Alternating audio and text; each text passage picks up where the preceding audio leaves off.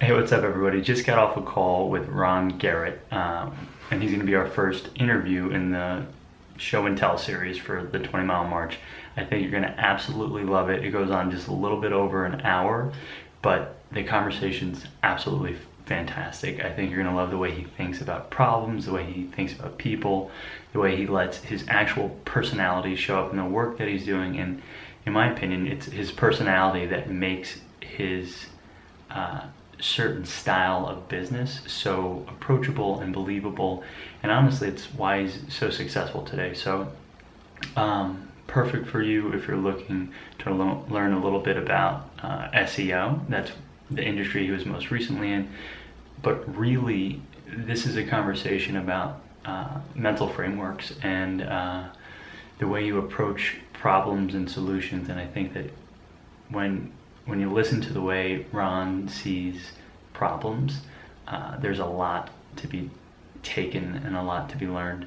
So without further ado, uh, here's me talking with Ron about life. Take care.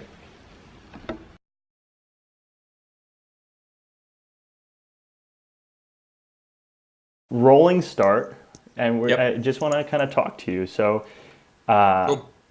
you're in New York, Yep. and what are you up to now? And then I imagine we'll go like back to how you got here, and then like we'll do more in the future. But like, how'd you get to New York? What are you up to now? What's For sure. 2016 feel like? Sounds good. So how did I get to New York? So it was 4.5 years ago. I was living in Las Vegas at the time. I had my own web design and digital agency. I was working with a handful of small businesses who really didn't have a digital presence to help them get set up online. And I woke up one day and I was just like, you know what? Like, I'm kind of playing in a pond out here in Las Vegas, right? Like I'm working with these small businesses who obviously need a lot of help. And I love the kind of entrepreneurial side of like having my own company and having a few developers and designers. But I was like, I want to do something bigger with my life and with my time. And I've always throughout my entire life really tried to value my time as much as possible. And so I said to myself, you know what? I made a decision and I had quite a bit of conviction. That day, I said I was either going to move to San Francisco or New York in 3 months or less. I had no idea how I was going to do it. I didn't have any friends in San Francisco or New York, but I was committed to doing it. And I said, you know what? There's only one way to find out if it's the right decision, and it's to do it. And so at the time, I was never really huge on like social media personally. Yet I saw this huge like generational shift in terms of like everyone was using it, they were adopting it, like they were it was like a daily ritual or daily habit for them. Yep, go ahead. Around when was this? So this is 4 years ago. So like 2010, 11, 11, Yeah, it was 12. 2011. Yeah, Okay, yeah, cool. early 2011. Um, And so I was like, I got to get with the times. I got to better have a better grasp on social media in general. I need to get my ass to New York. How about I try to leverage this in a way that like almost because I knew the concept was like there's no more gatekeepers, right? You just have to be compelling enough to like get them to respond. Yeah. So I was like, okay, I'm gonna use like Twitter search and I'm gonna use some of these kind of social graph tools, and I'm gonna like really figure out, okay, like what times are these people active online. I came up with a list of like 10 or 15 people that I wanted to reach out to and talk to and just pick their brain. And out of those, I got like 3 people to reply back. One guy who's, been a successful CEO of a couple companies based out of LA. I got him to like take a look at my resume and just give me some feedback based on, all the experience that he's had. I caught him at 2 a.m. on Twitter when he was reviewing resumes for other roles that he was doing. And so he's like, yeah, sure, send it over. Like, I'll have a look and give feedback. And so he's super generous. And that just kind of reinforced the idea that I had that, like, the gatekeepers are dead, right? Like, we have social media. You can now get access to these people. And I was like, great, I'm going to keep doing this. And then I got in touch with another influencer, which is based out of San Francisco. And I was like, hey, look, dude, here's a quick paragraph on who I am, what I'm about, and like what I'm looking to do. I have a great deal of conviction. I've always been in the technology field. Like, what is your recommendation for somebody like me? And he's like, first and foremost, yeah, you're absolutely right. You need to leave Vegas. You need to get to San Francisco. He's like, you need to, or New York. He's like, you need to like build out your network, start doing some consulting, and just really kind of define a niche for yourself, and get really good at that. And that's going to really bring a lot more opportunities to the table. And I even pitched him on why he should hire me.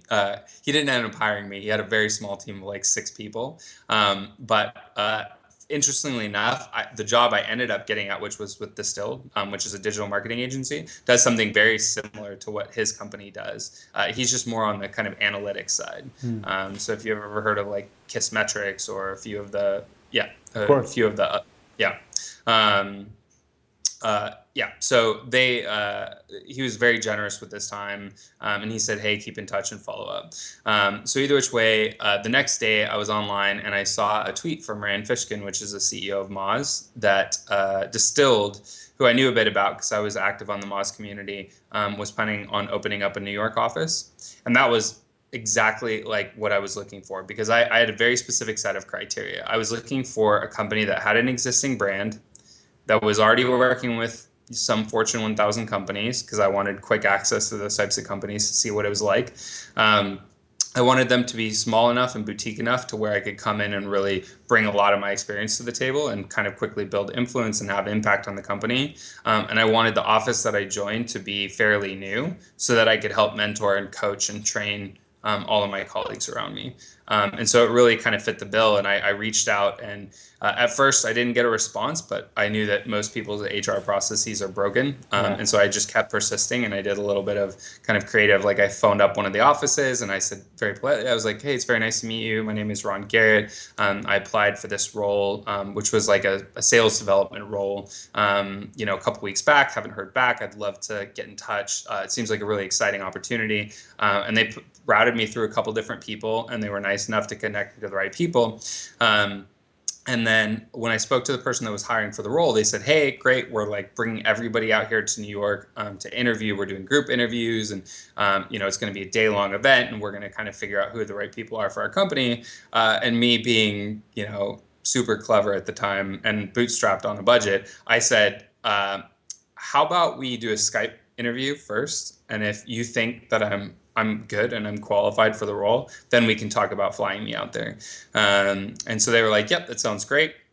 And then, it just kind of happened from there. I ended up interviewing with the co-founder of the company and what is now a good friend of mine, Tom Critchlow.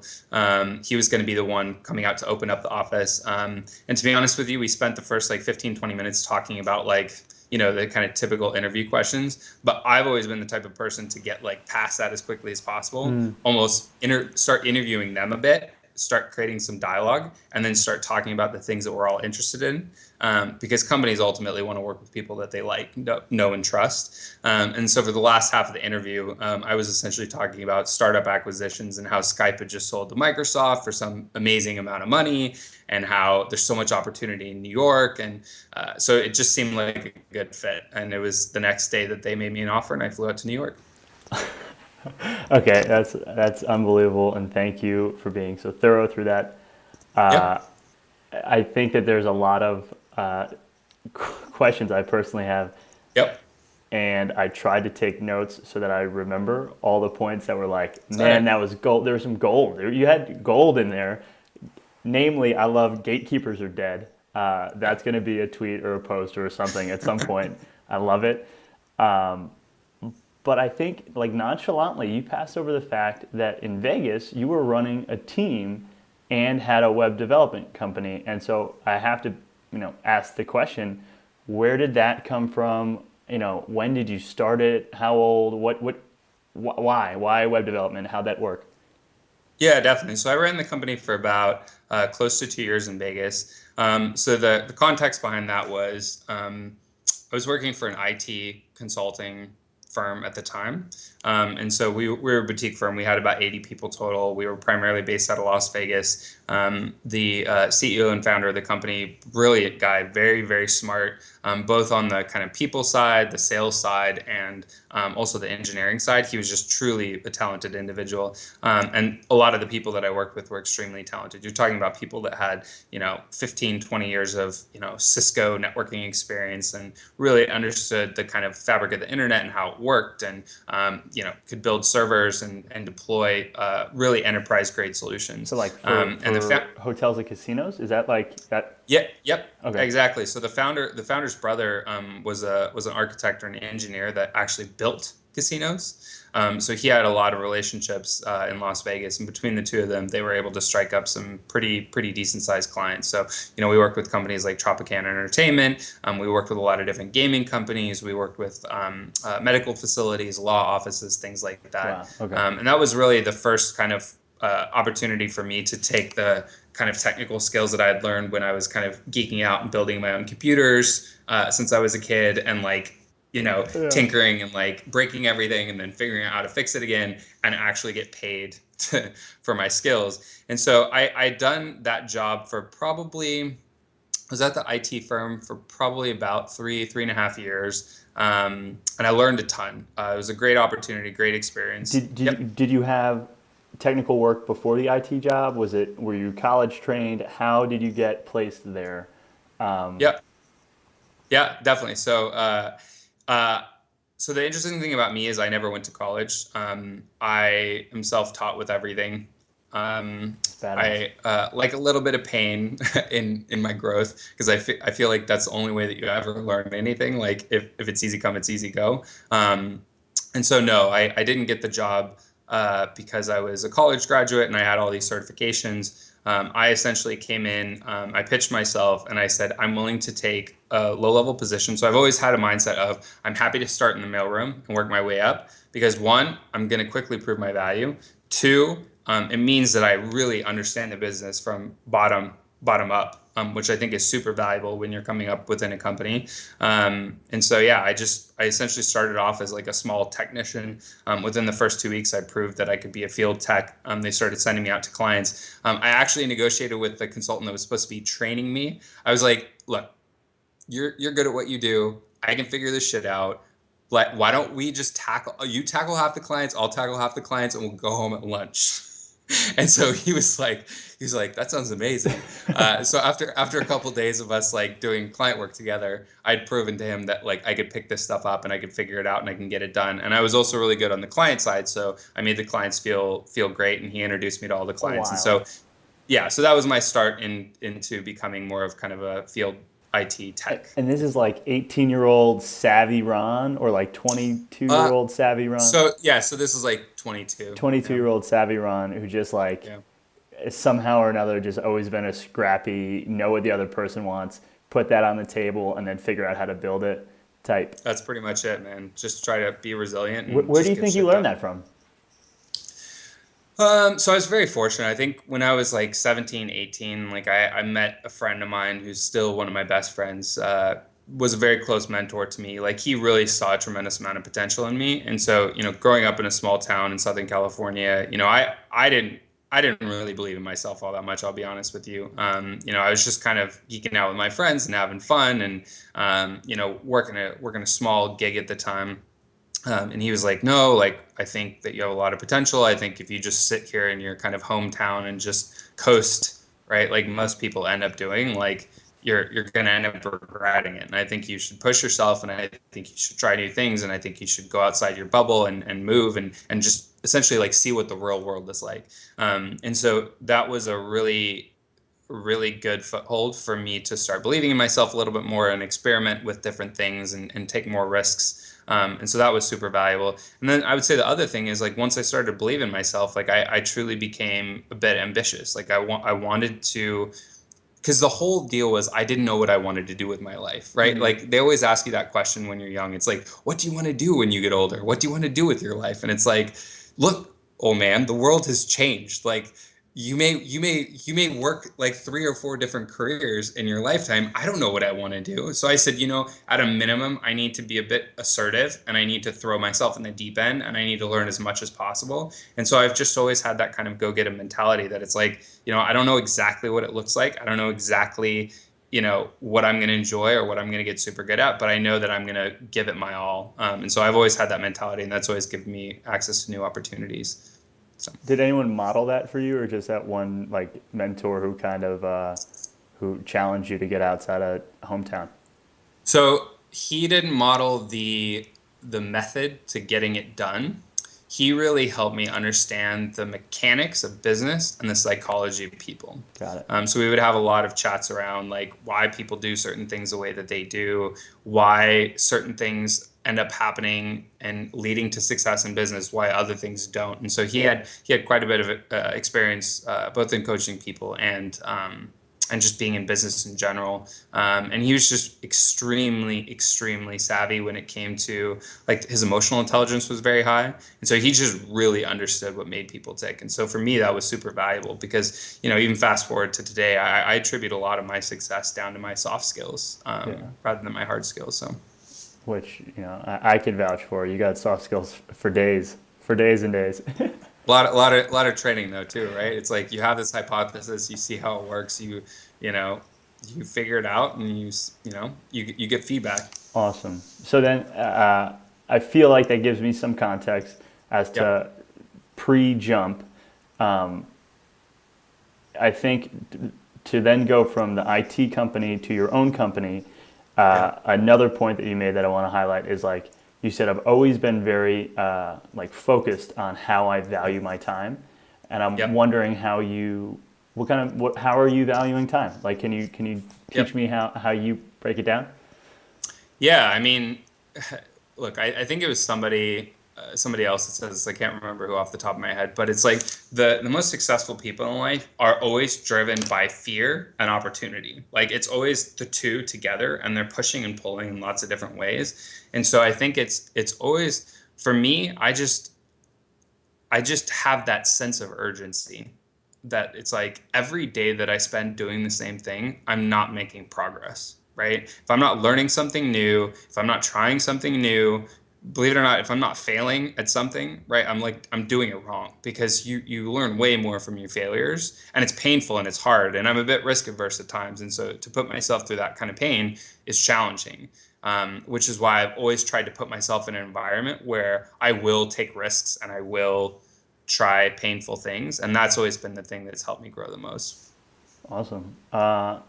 So, I mean, that's just incredibly powerful, and I want to give it attention, but I also am saying, so what then, did it stop being painful? Was there lack of challenge at the IT company, and you were like, something needs to give, I need to get out of here, let's go and fail? Like, what made that next jump?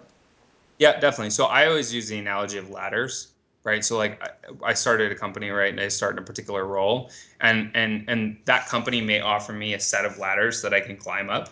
But ultimately, when I get towards the top or close to the top, or I feel like there's just marginal returns in what I can get next, I start really evaluating the landscape of the industry that I'm in, the size of the company that I'm in, where I see me adding value, and I say to myself, is this like the type of growth that I want to see out of myself? Is it sustainable here, right? And so I started asking myself those questions, and at that time, as I'm asking these questions over and over and over again, who am I? What do I want?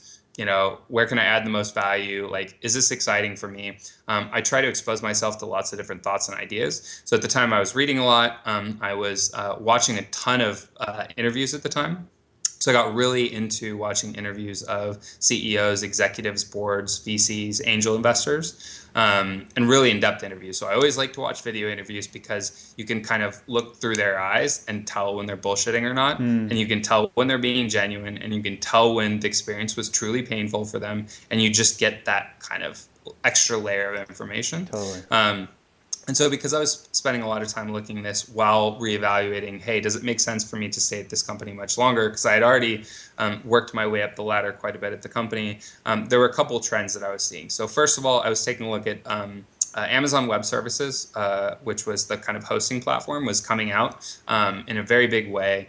You had a company called Rackspace, which does a lot of hosting and infrastructure. And there was a third player, which was VMware, which is essentially, it took the whole server infrastructure and it virtualized it. So you can spin servers up as needed. Like the cost of storage was nosediving down. And what that meant was a lot of our clients who had what we called on-premise solutions, where they had servers and networks and this, backup storage systems and like all this infrastructure on site, I knew all of this was going to go away, right? Yeah. All of this was going to be consolidated to what everyone was calling the cloud, right? They were going to all get consolidated to the co-location, which is the kind of secure location where all networks and fiber are stored.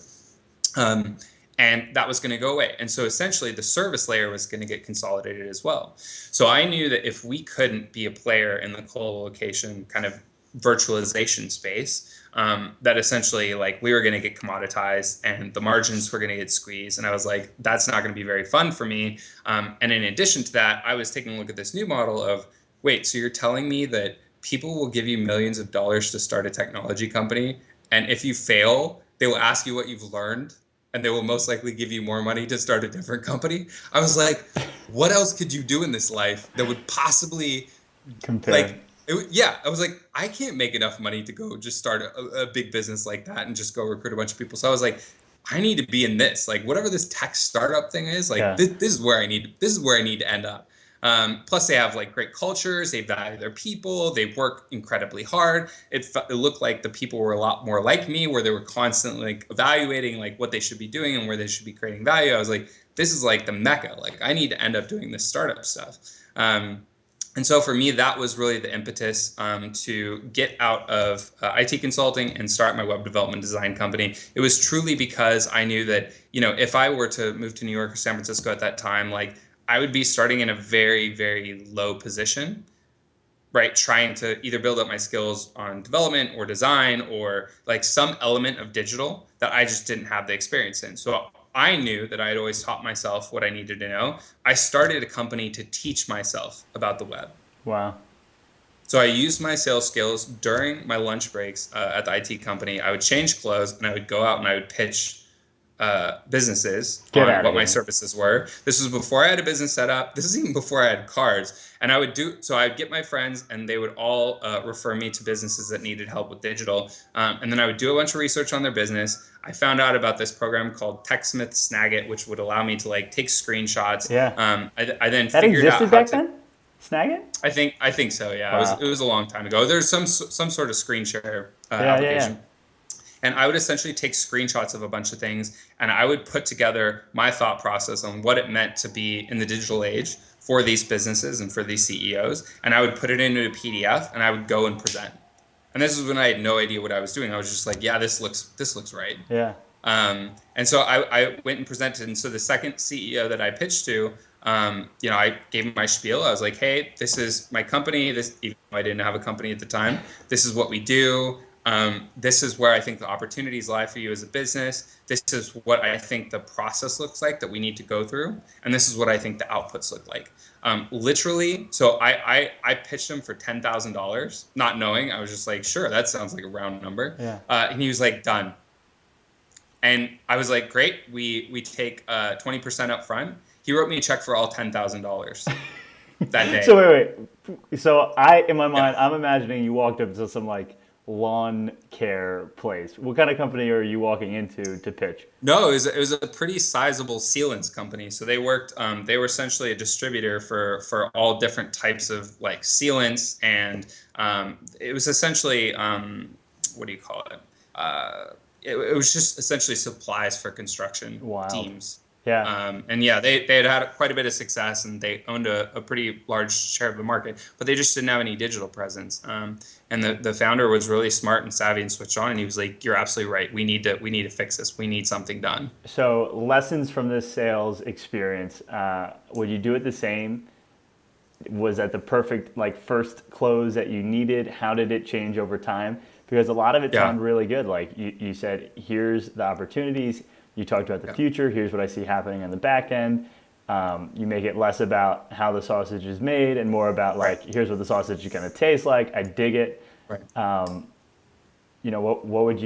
did your sales process evolve in the years that you had this company? Yeah, definitely. So that's a good question. I mean, look, I'm not a traditionally trained salesperson. In fact, I think I'm a terrible salesperson, right? Challenge. I You think just walked into a guy's and he wrote a $10,000 No, check. I know. You're a great salesperson. I know, but you have to keep in mind, like I've always had the mentality, like if I don't close this business, I don't eat. Like whether that was the case or not, and that wasn't necessarily true at the time because I still had a decent paying job. I've always had that mindset, right? And I've been very fortunate. I feel like people. One of my competitive edges is that like people trust me, right? Even not knowing me, like I'll walk into a situation and people can tell that I'm not lying to them. Yeah. And I'll be straight up with people when I don't have a good answer to their question. And then I'll work harder than anybody else to get a good answer for them.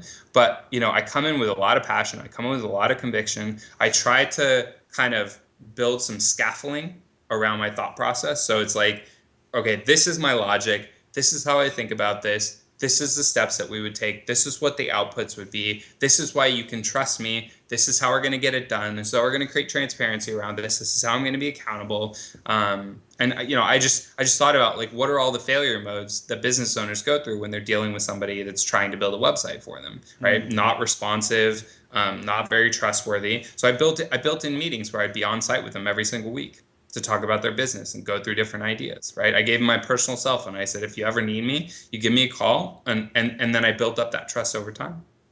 And so that was really, really key to me. And how my sales process changed over time, to be honest with you, it always stems from, how do I think people should be treated, right?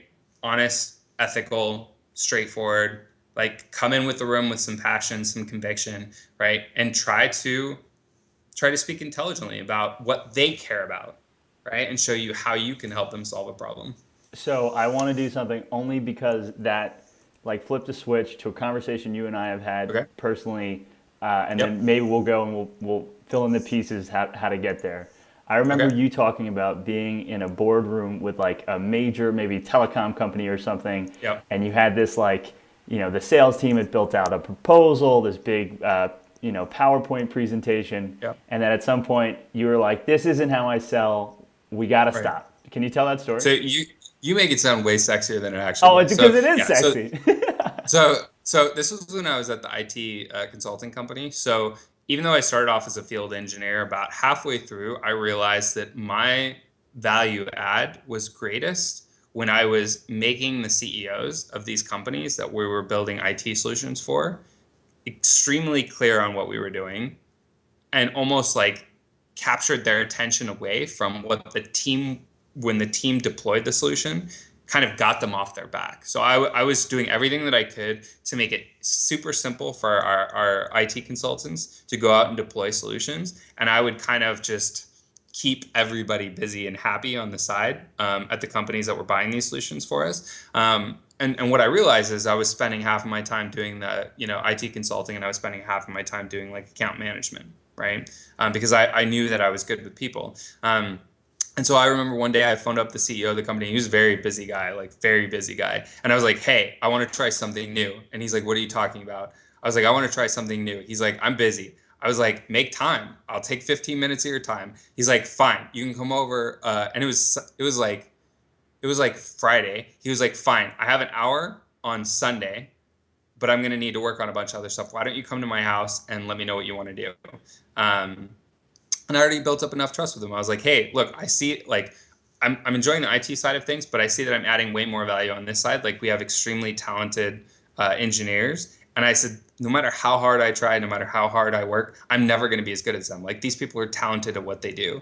And I think that's great, but I think I can add more value on this side of like really working with executives and making sure that they understand what we can offer and, what the solution and implementation looks like and be the accountable party in this process. And so he gave me an opportunity to try account management. He was like, fine, you want to try it? Let's try it. And so I had no sales experience really up until this point. And he was like, great. I have a couple colleagues that are interested in getting some solutions. Why don't you go out? I've set up a meeting for you. Here's the time. Here's the address. And so I essentially went out to the partners of a CPA firm, and this was when I was in Vegas. And I went out with them and I did some initial discovery, and I got to talk to two of the partners, and they were like, "Great, put together some costs, put together a solution, come back and present to us." And when they asked me to come back and present, they said that it was going to be like 8 of them. I was like, oh my gosh, this is super nerve wracking. I was like,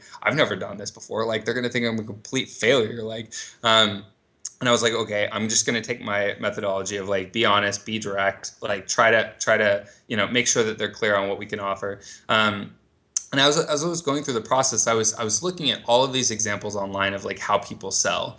And I was like, there's so many examples of people like being the kind of used car salesperson and like pitching them and trying to be slick about what they were doing and like try to like put pressure on them to close. And I was like, I really don't like that. And I really don't know what a better process is. So I said, I could over prepare and over engineer this thing to the point where I look really awkward and they can see that I don't have a lot of experience with this, or I can just go in and I can be myself. And I'll come out the other end of that meeting having learned a ton, even if they don't buy from me. And even if, I wasn't as effective as I wanted to be, I knew that as long as I was true to myself and I went in there and I was just authentic and direct and straightforward and clear as possible, I think I have a shot. And so that's exactly what I did. And I really didn't prepare a pitch. I just went in there and I said, hey, look, I really enjoyed our conversation since the last time we spoke. Since we spoke, these are the things that I heard that were important to you in your business. I went away, I put together some costs. This is what the solution looks like. And this is the team that I would put together to be able to kind of bring it in. And because I was just being myself and just riffing, like they felt like it was a lot more polished and presented than if I had tried to sell them a solution. And so from that point forward, I realized, you know what? I'm just going to constantly go through this process of, 1, always being myself and being authentic when I go in there. 2, making sure that I know the solution like the back of my hand, but just be ready for the unknown. Like go in there, don't prepare for a specific situation and a specific outcome. And then when that doesn't happen, then I'm screwed. What do I do? Just go in there and just really listen intently to not what they're saying, but what they're trying to say. And I think that is the key insight that I got, was like a lot of people say one thing, but they actually mean something else. Yeah. And spending time with them and kind of having that active listening ability to really get to the bottom of what they're trying to say and where it's coming from and what their concerns are, what their fears are, what they think the opportunity looks like, makes me a better person in saying, hey, I hear you, right? Like no matter what I do, what I come back with is going to incorporate this and this and this, which we talked about today.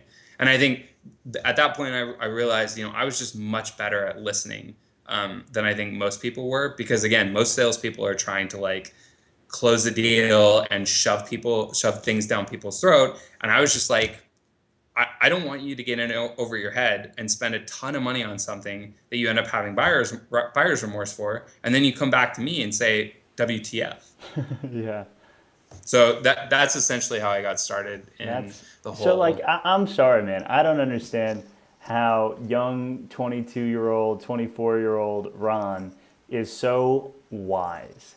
Like, it seems to me, and maybe it's just, the ability to connect the dots looking back, or like find the right words to explain this stuff.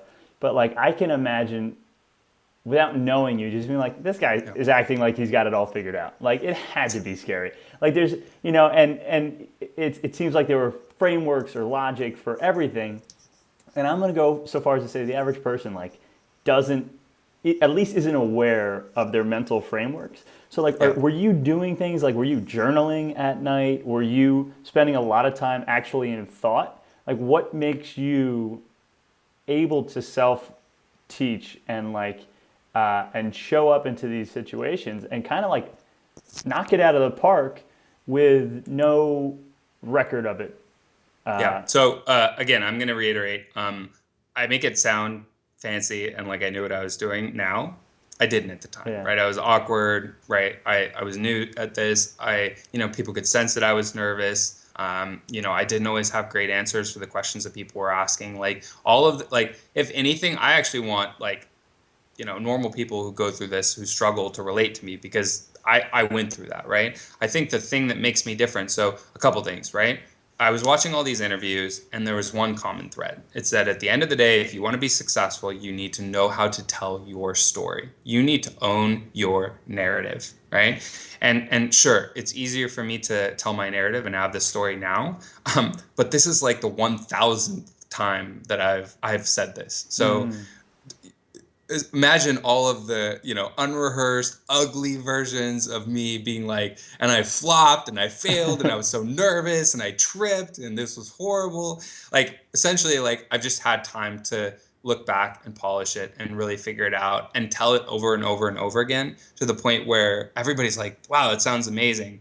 There's one other thing that I want to add to this, which is I feel like this was pivotal for me and my success. When I was about 22, I said to myself, you know what? There's so many people around me that I don't respect that are pointing the finger at other people, whether it's because they didn't get an outcome that they were looking for, or they think it's their fault, or it was just they were frustrated or they were irritated, and they would always point the finger at other people. And I was like, you know what, man? I don't want to be that type of person, right? I want to learn and grow as an individual. And I said, if you point the finger, you alleviate an ability to learn. Like, what are you learning when you blame somebody else? And so I went through this intense period where I was like, I'm just going to blame myself for everything. And any time I get frustrated with the world or an individual or what's going on, I'm going to point the finger at myself and be like, what the F did you do wrong? Well, how can you learn from this? And I would, that whole concept of ask why 5 times to get to the root of it, I must have asked why hundreds and hundreds and hundreds of times. Like I was constantly in a state of self-analyzation, really figuring out how, like, I made some assumptions. Were those assumptions wrong? How do I need to think about this? What's a better mental model around this? And so that is really the key thing that allowed me to kind of build better models around how to do things, was always knowing that whatever I was doing was severely flawed, right? And like, it was my fault why I wasn't getting the results and outcome that I wanted. And I needed to figure out the key to unlock the situation, or else I'm just going to keep pointing the finger at me, and that's going to suck, and I'm not going to get anywhere. Wow. So that was huge, really taking pure accountability and really just thinking over and over again, why would this happen? Why would they say that? Why? They said that a couple times. Why would they say that a couple times? What does that mean for them? Okay, what do I know about that individual? Okay, well, I have this data point, this data point, this data point. Okay, well, I add all this stuff together. Well, what if I was in their shoes? What would that feel like? Then I was like, wow, that would feel like this. Okay. Does that add up? Okay. It looks like it adds. Okay, how could I test that? And I would just come up with tests, and I'd be like, hey, I heard this when we spoke last time. I think this is the best solution. What do you think? Right? And I would have enough humility, because I would test the whole humility thing of like asking them for feedback, which most people don't do. I was like, hey, maybe if I ask them for feedback, they'll tell me what the answer is. Right. And guess what? People started telling me the answer. So I was like, perfect. Yeah, I love that. I love that a lot. And so I did not have everything figured out. I was like, it's reassuring. It just took when everybody else was going out partying and drinking and watching television and chilling with their buddies, like I was just in a constant state of evaluation, like for many years, right? And that's, I feel like, the thing that really helped me build up models and values that I can constantly go back to. Because I realized, right, you can have everything taken away from you except for your knowledge, right? And so that's why I'm like, I have to invest in myself. Yeah. Dude, powerful. Just absolutely powerful. So I guess, I want to get to where you are today. Yep. And so you build over a couple of years a business in this web development and design. Yep. And then, something I've heard recently is like, you're not an entrepreneur unless you're willing to sell or shut down your business. And so did you sell or shut down your web business when making the move to New York? Yep, I shut it down. Shut it down. Yep, I shut it down. I tried to find a point where I could shut it down. I sold some of the assets and the infrastructure to another IT company so that they can kind of use that for their own benefit. But I didn't make any money off the sale of it. So yeah, I shut it down. Cool. And then quick But again, question. keep in mind, right? That was my education. Yeah, that's I college. got other people to pay for my college. That's all. I mean, that's incredible. And then a question I meant to ask is on that first gig, on that $10,000 job, would you say that you made like dollar profit? I know that you learned a ton, but do you think that looking back, you made profit on that job? So I know I did because I calculated it. Cool. How are you pricing your time at that time? So I mean, I stayed up all night with a spreadsheet and I kept modeling and modeling and modeling to figure out. So the first decision that I knew that I needed to make was, do I want to try to find the best to deliver against this and have one shot at getting it right? Or do I want to find somebody that's really cheap and possibly go through this and scrap it 10 times? So I was like, what model do I want to use? And there's obviously a hybrid, there's things in the middle, but I was like, okay, why am I doing this? What did I sell it for? What do I estimate my costs at based on some research that I had done? And I was like, okay, well, what if I don't have enough time to do it 10 times? So that's not going to be an option. So I said, what if I pick a team that I think is pretty decent? So at the time I was just using like Odesk and Elance and like, solutions that I could just kind of vet teams and do that. I found a team that I thought I wanted to work with. I put the spec together, the kind of specification sheet. And then I said, hey, I need this built. This is what it looks like. Here's some screen grabs that I put together. Can you do it? They committed. We started the project. It was a very drawn out, painful process because everything that you hear about working with overseas developers, at least not the great ones, you run into, right? They're not very responsive. Their code base sucks. And I didn't know that at the time. So I had no perspective. They were not very good at taking the specs that I had built out and actually building to spec. So I had a lot of challenges. And so we ended up scrapping the project 3 times and starting over essentially.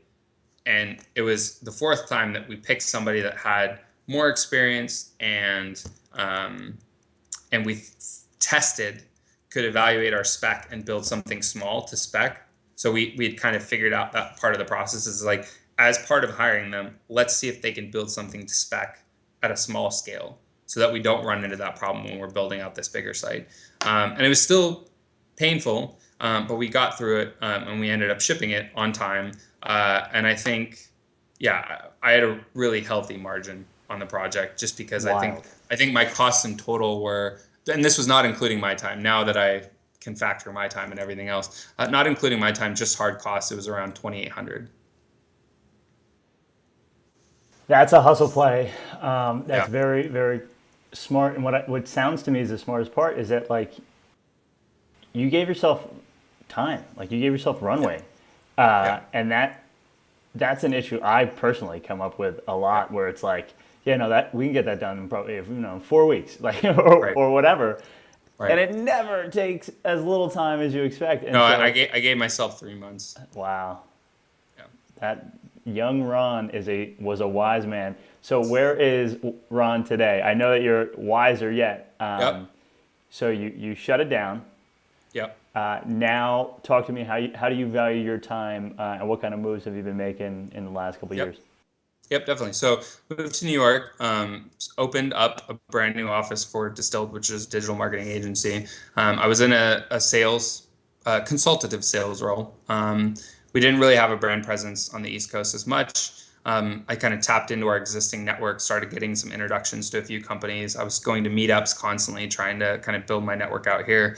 And just started having conversations. A few leads ended up coming in, and I was just kind of building out my sales process, figuring out, okay, what is this product that we're selling? Because it wasn't well defined. It was actually super consultative and super technical. So I ended up spending a lot of time with the consultants and understanding like what we do and how to think about the services that we were providing. I also went out with Tom, which is a good friend of mine now, but he was my boss at the time, and he would kind of give me the spiel about, oh, this was when the company was founded, and this is what we've done. And yeah, I would say over the first 6 months, it took me about 6 months to get us as a company to profitability. I ended up closing a bunch of business, like once I got a handle on what the process was and what our services was. And we had some pretty epic meetings in those. What kind of products, what kind of services? Because digital agency, digital marketing can mean pretty much anything. Yeah, definitely. So we had built our reputation about being a very technical SEO, search engine optimization agency. But we had a pretty good brand. So we had some of the biggest companies wanting to work with us, which was fantastic. Not in the early days of me being in New York, but we slowly built that up. We had strong services around analytics, conversion rate optimization, content development, really taking a look at what is the ROI of creating certain pages and creating a better information architecture and, how they're going to rank better in Google for keywords that they cared about that was going to drive traffic and revenue. So we were essentially the digital marketing agency that really understood the tactics that were going to help them drive revenue through search engines.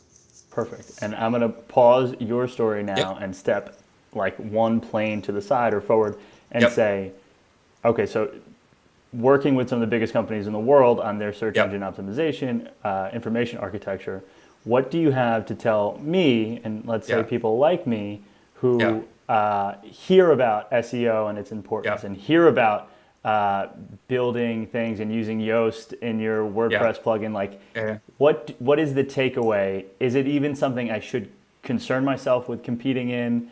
Should I do the bare minimum, put in a couple words? What do I do? So it's a great question. And I feel like most people aren't really educated on the value or the power of SEO and when to use it. And so I have a lot of experience in that area, so I'll do my best. So the first thing to realize is when Google first came out, and this was ways back, SEO was much easier. It wasn't nearly as sophisticated. So, targeting keywords, and there was a lot of spammy things that people did, which is why the industry as a whole has a pretty bad rap. People were looking at short-term tactics to be able to quickly increase rankings and increase revenue. It's like building over time, a ton of fake sites that point to your site. Yeah, exactly. So essentially, building link farms and pointing them back to yours, having white text on white backgrounds to keyword stuff. Like there was a bunch of really spammy things that people did back in the day that worked until it didn't, right? And that's the common story of Google, which is they're ridiculously smart, right? They have some of the best engineers in the world, right? Matt Cutts came out and he created his spam team, and they were just really focused on serving the best results to their customers, eliminating spam, and really cracking down hard on the people that were just being abusive because the algorithm wasn't sophisticated enough to catch the abuse, right? And so we knew that as a company, we always had to stay at the cutting edge of not what is possible with search today, but where is search going, right? And if you fast forward to today, right, there's a couple of things that you see that I think will answer your question. One, SEO as a strategy is very, it's kind of ubiquitous now. Like most companies use it in some form or fashion, whether they realize it or not. And it's much more competitive across the landscape of all the different keywords. So know that if you're going to get into SEO, right, it's going to take a very long time to even break even on starting to see results if you're in a very competitive space, right? So some companies, if they're starting from scratch in a very competitive space, it could take a good 5-6 years before they start seeing results. Whoa. And when you say, real quick, when you say see results, you don't mean like paid traffic acquisition and ROI on that, or just like organic search? Organic. Got it. Right. And there's things that they could do to see traffic earlier on, right? They could be writing compelling blog posts, and they could be building up an audience and community that way, and they could be targeting the right keywords. But like if you're an e-commerce play, like you writing blog posts, it's not going to turn into revenue for you immediately, right? No. You're just building your brand. And you're getting traffic, but like whether that traffic actually converts to revenue for you as a business in the early days is to be seen, right? Yeah. So essentially, SEO is not a unique value proposition anymore. It was back in the day. It is no longer a unique value proposition. It's highly commoditized, highly competitive, and it's very difficult, and it takes a lot of resources and time, and it takes a lot of time to get a return on investment. Sure, there's keywords, what they call the low-hanging fruit, that are not as competitive, right? But the value of them tend to be marginal, right? So a word for me is like long tail, like a long tail keyword. Yeah, exactly. So a longer kind of search query that you would put into Google, it's like that's going to be way less competitive, but there's also less search volume for it. So ultimately, if you end up ranking for it, you may get 2 or 3 people that come through that. It's like, what's the value to that of you as a business? Exactly. Okay. So you continue. I didn't mean to cut you off. Yep. So there's that piece. There's another really important piece. So again, Google's constantly rolling out new algorithms to get smarter and more sophisticated and fight spam and do all of these things. One of the really important algorithms that they rolled out really put a huge emphasis and preference around brands, right? So they took a look at, when you take a look at companies like Staples and Bloomingdale's and, all these huge brands that from what they can see has built up a tremendous amount of authority, right? Around who they are, the level of mentions that they get online, the level of content that they have. They place a huge emphasis on these brands over, let's say, a no-name company who, back in the day, people used to buy domains to do what they called exact match the keywords in the domain, right? So, if let's say you were selling shoes and you would buy the domain buyshoes.com. Right. And so that would actually help them rank in the early days because they were essentially like anchor matching the exact keyword that they were looking for. And they would just get a bunch of links saying shoes, pointing to different pages. And they would target that. And so they would be seen as an authority.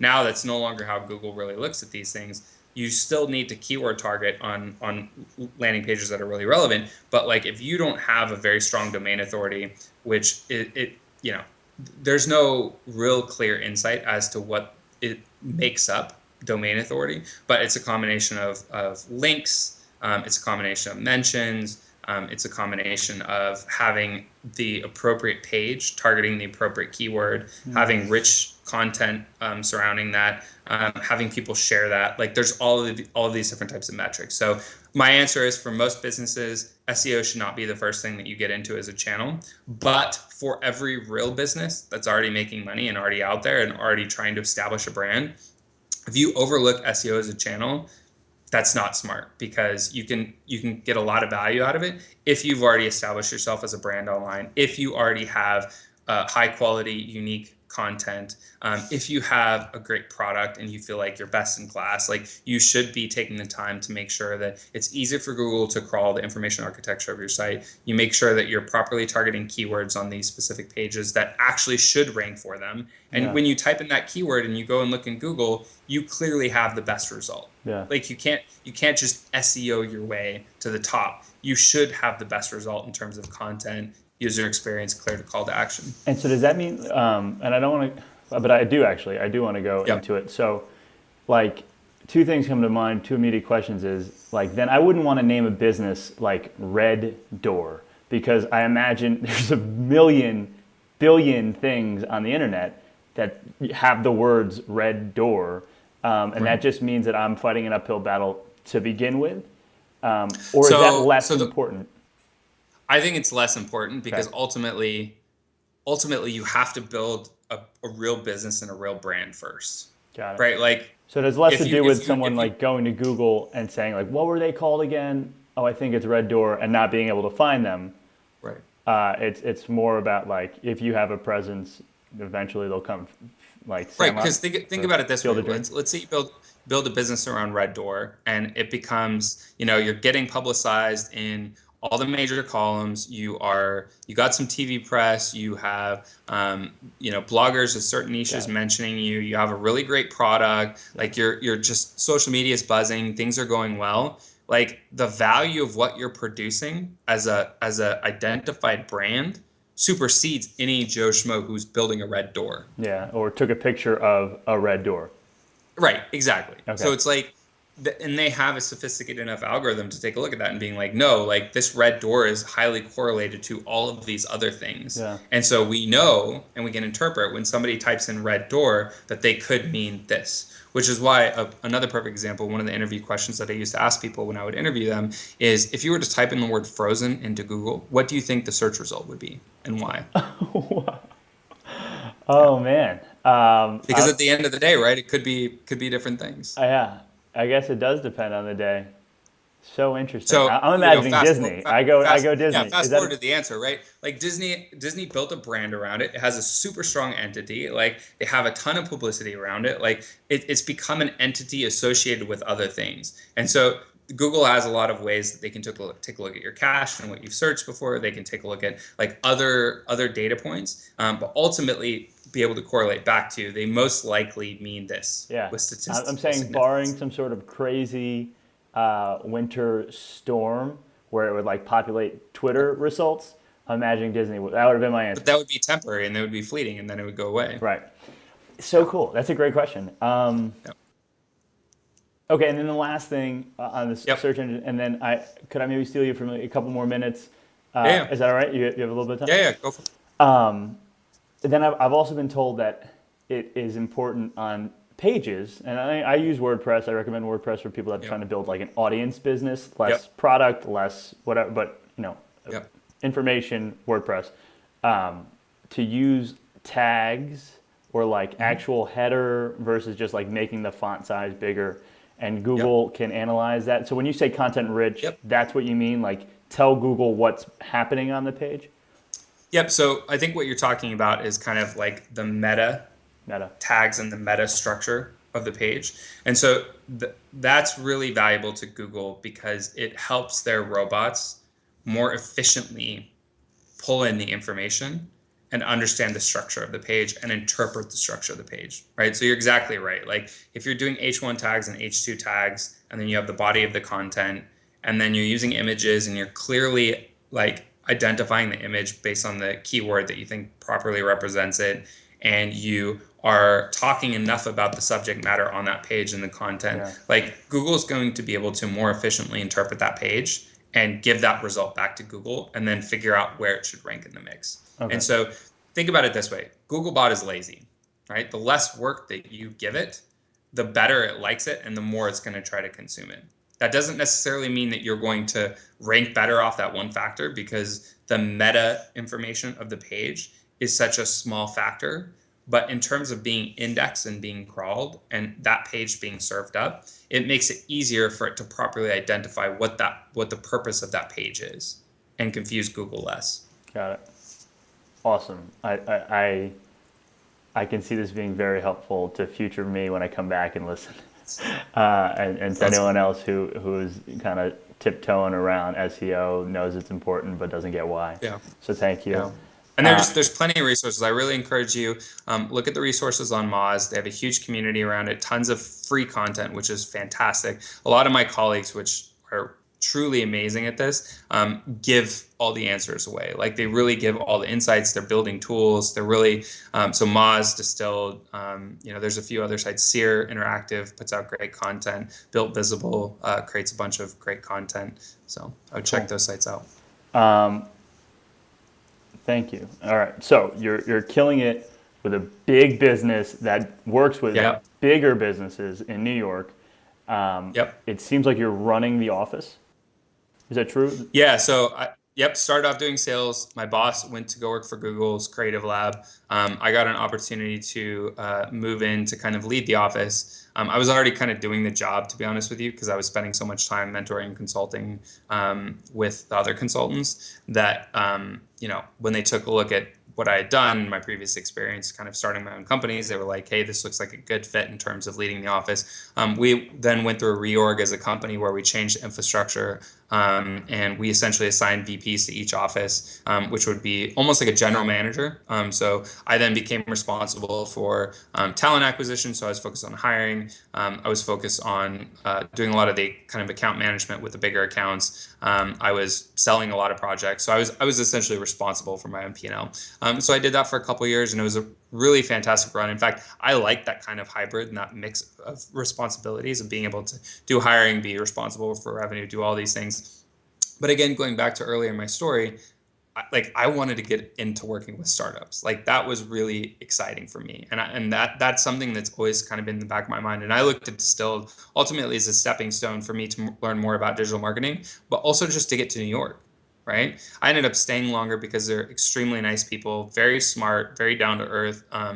A lot of great clients, a lot of great opportunities. They kept giving me more and more opportunity. But ultimately, as of a couple months ago, I got to a point where I was like, it's time for my next thing. It's time for me to throw myself off the top of this ladder into the deep end and figure out what my next move looks like. And so since November, I've been doing a combination of doing some sales operations consulting with early stage startups, because that's a great way to kind of get into companies that may be strong in product, but don't know a lot about sales and sales process. And then I've also just been interviewing with a handful of startups here in New York. Perfect segue. So I had a couple questions pinned down that I was hoping with not necessarily like a rapid fire, but if there were going to be a time where we break like a free form, what happened in the past, what happened in the future, it would be like towards the end. And so that's a great segue. So how could I help you? Like, I'm going to say like make an ask of me on the outside chance that I know the person or a team or someone that needs what you're offering or what you're trying to figure out or find. What would help look like to you today, early January 2016? Yep, definitely. So in the short term, I am looking for startups that are post Series A that have a strong operational presence. So you're talking about. I wouldn't necessarily say like a company like Uber because they're really big. But a company like that really needs to think about logistics and operations. So there's other companies I know in the food space, especially in San Francisco. They have companies like Sprig. There's companies like that. So any company that you see that's post Series A that has an interesting team, an interesting product that you can make a personal introduction to would be fantastic. And then I would say longer term, like one of the things that I feel like I do a really poor job at, which I feel like has kept me back in my career and just in general, is like you asked me to tell my story here today and you took an interest in me personally and we uncovered some pretty cool things that I've done and experienced. I don't talk about that stuff most of the time. Like most of this stuff is just like bottled up in me. And so if I could ask anything in the longer term, it's that like, if you think I could help somebody or if you think that like, they could help me, like just being like, I know this amazing person, Ron, you two would hit it off. You guys should connect. This is where I think you could be valuable. Like I haven't done a good enough job of building out my own personal network. And so I would just say, now that you've heard my story, if you meet cool people or smart people and people that are doing entrepreneurial things, like I'd love to connect with them. Done deal. I'm willing to make time. I already have a couple in my head that Sweet. I've written down during the call. So we will definitely do that. Excellent. I think it's been, clearly shown and demonstrated through story, but like offer, right? So asking an offer, what do you have that you think you have like an abundance of that you'd be willing to talk to people about? Like you never could say no to this, you provide perspective on this, whatever it might be. Are there offers that you feel confident putting out into the space, knowing that I'm not Tim Ferriss with millions of followers? Who knows if anyone's going to take you up on it? Yeah. So I'm exceptional at helping people in one-on-one situations overcome things that they're challenged with in their career and their own personal development, right? And so as I always like to say, right, like most people know what the answer is. The only problem is when they're in the picture, they have no effing clue what the answer is, right? Sometimes you have to help take them out of the picture and be like, okay, what do you see here? What's going on? Well, what are you seeing? How are you thinking? How are you feeling about this? Right? Kind of add some different perspective and just saying, have you thought about this? Or what about this? Or have you tried this? Well, this is what I think that would look like. Well, I may be able to help in this way. And so I think when it comes to like personal development and coaching, when it comes to somebody's like career and getting ahead. Like I've helped a tremendous amount of people negotiate their salaries. I've helped a lot of people figure out what roles they should be playing within companies. I've helped a lot of people figure out if they should even stick around in the industry that they're in any longer. And so any opportunity to help somebody like just be Superman or Superwoman. Like that's what I'm interested in. That's so awesome. And honestly, I think that our conversation today has just like validated whatever mental models you're using. Like I think I need more of. I think most people need more of. So I'm sure we're gonna have somebody take you up on that. I've got the scars to prove it. I should.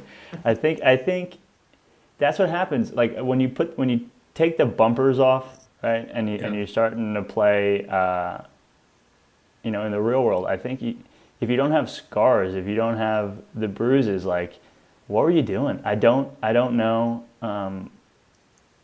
I don't know if it's worth it if you don't end up with scars on the outside, right? Yeah.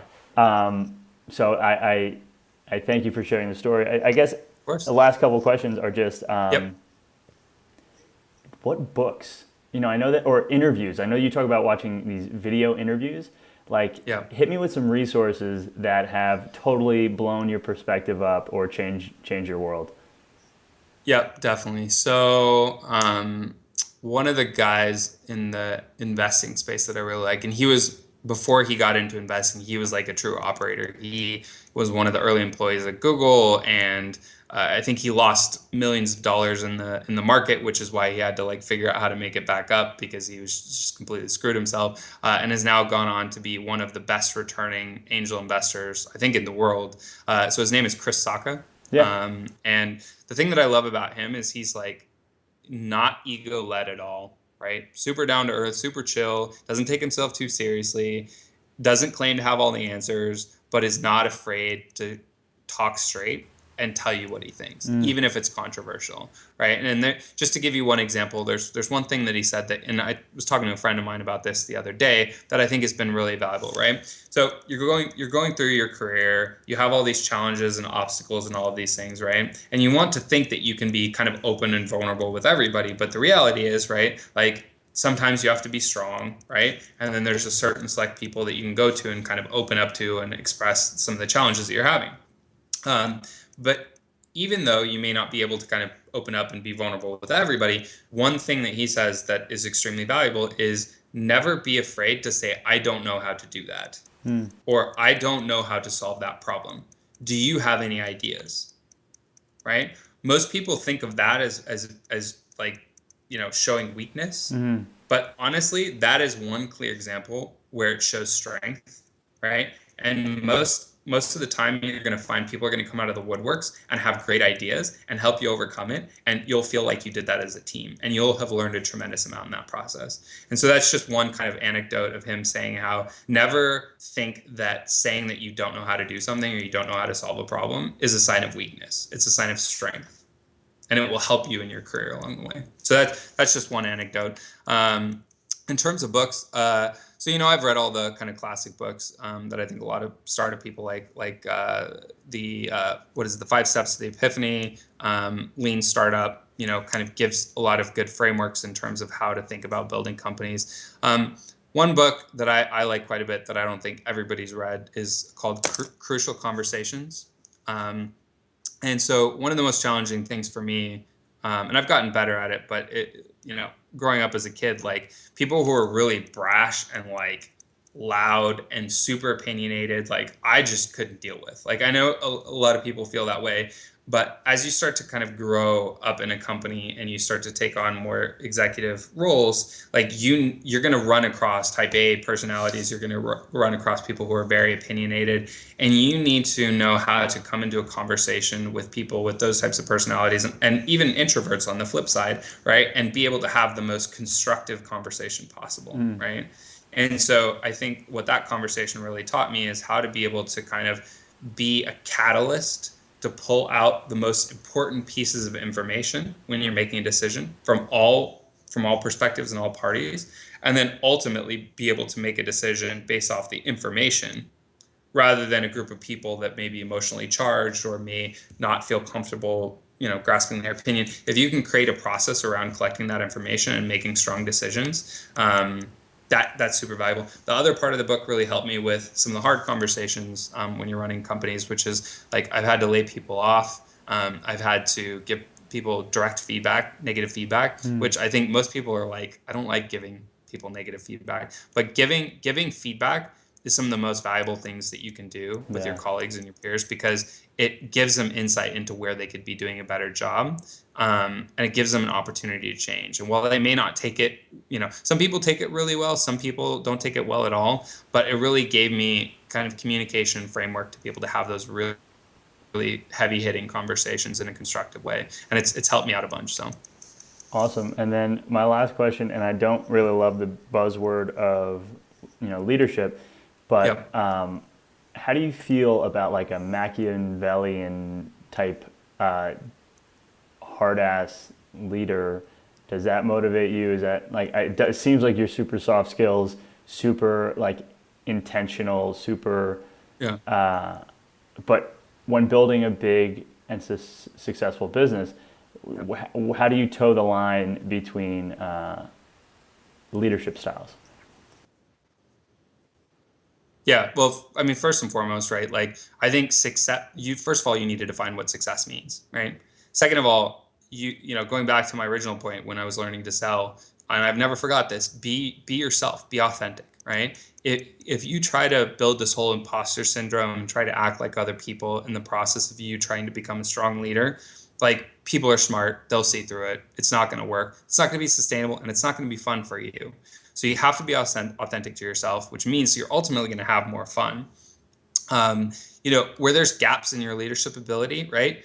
I firmly believe, like, surround yourself with the best people, right? Like, be open and honest with yourself about what you're good at, double down on those strengths, and find the areas that you're weak at, and find people that's their strengths, right? And that shows real leadership, right? Not trying to be everything to everybody, but showing that you have the humility and self-awareness to identify the things that you're not good at, and finding the people who are exceptional at that. Because at the end of the day, all the people that you work with care about is, like, can you put good solutions in place? I love it. Right?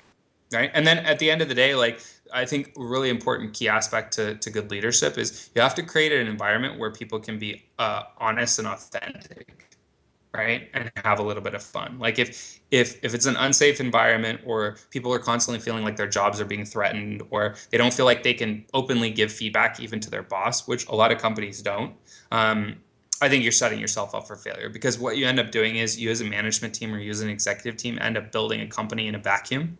And then you are becoming so hubris that you think that you can build a successful company because you know what's right. When in reality, the people that build truly successful businesses, from what I can tell, are the people that are constantly either in the trenches in some aspect, hyper aware of what's happening in the market, has an acute understanding of where they want things to go, but are really willing to take feedback from their peers and from, even the person starting off in the mailroom like I did, over 10 years ago. So that's what I think. So in conclusion, just test assumptions. Always. Ron, Always. I mean, I got to tell you, I got multiple pages of personal notes from this call. I'm going to try and like distill them and make it a little bit prettier. But I mean, thank you so much for giving me personally some more insight into the story. Like, it's clear, and you said at one point, like, I'm very disarming. People trust me. No truer words have ever been spoken. I think that when it comes to authenticity, it oozes from your pores. Like, there's clearly no facade that you're putting up, or that you're even interested in putting up. And that's not necessarily common, I think. And so I want to thank you very much for taking the time, being as vulnerable as you've been. And I'm super excited for you. I think 2016, some businesses are going to change because of you this year, man. Some more stories will evolve out of this, so we'll have to keep in touch. All right. So I'm gonna kill this recording.